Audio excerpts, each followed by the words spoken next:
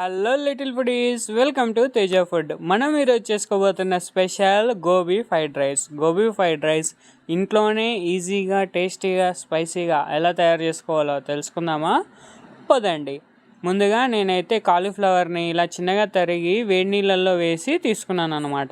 ఎందుకంటే పురుగులు అవి ఉంటాయి కదా, వేడి నీళ్ళల్లో వేసుకుంటే బాగుంటుంది. అలానే ఒక 3 స్పూన్ల మైదా, 2 స్పూన్ల కార్న్ఫ్లవరు, అర స్పూన్ కారం పొడి, అర స్పూను గరం మసాలా, అర స్పూను ధనియాల పొడి, తగినంత ఉప్పు, ఫుడ్ కలర్ ఆప్షనల్, అది మీకు ఇష్టం ఉంటే వేసుకోండి, లేకుంటే లేదు.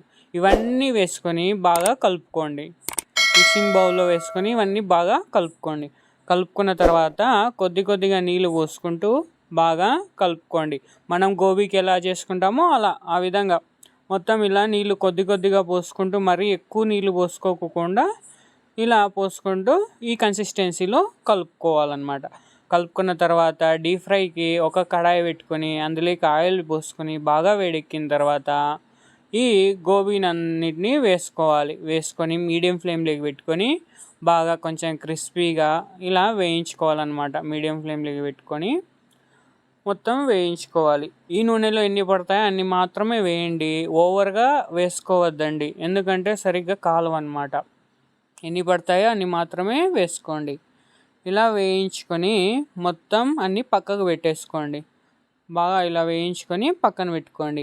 అదే కడాయిలో నూనె తీసేసి ఒక 2-3 స్పూన్ల ఆయిల్ వేసుకొని అందులోకి చిన్నగా తరిగిన 2 పచ్చిమిర్చి తరుగు, ఒక అరగడ్డ సన్నని తరుగు వేసుకొని బాగా కలుపుకోండి.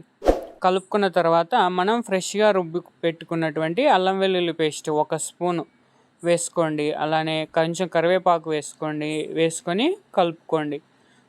అల్లం వెల్లుల్లి పేస్ట్ కొంచెం పచ్చివాసన పోయేలాగా కలుపుకోవాలన్నమాట. కలుపుకొని మనం వేయించి పెట్టుకున్నటువంటి గోబీ ఇందులోకి వేసుకొని కలుపుకోండి. బాగా టాస్ చేసుకొని అందులోకి మనం రైస్ అనేది ఒక బౌల్ వరకు వేసుకుంటున్నాను నేనైతే.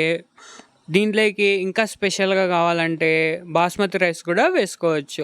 అలానే అందులోకి 1 స్పూన్ కారం పొడి, అర స్పూను ధనియాల పొడి, అర spoon garam masala, pepper powder 1/2 spoon, తగినంత ఉప్పు వేసుకొని బాగా కలుపుకోండి. హై ఫ్లేమ్లోనే కలుపుకోవాలన్నమాట. సోయా సాస్ కొంచెం అర స్పూన్ వేసుకోండి, చాలా బాగుంటుంది. మొత్తం హై ఫ్లేమ్లోనే బాగా టాస్ చేసుకోవాలన్నమాట.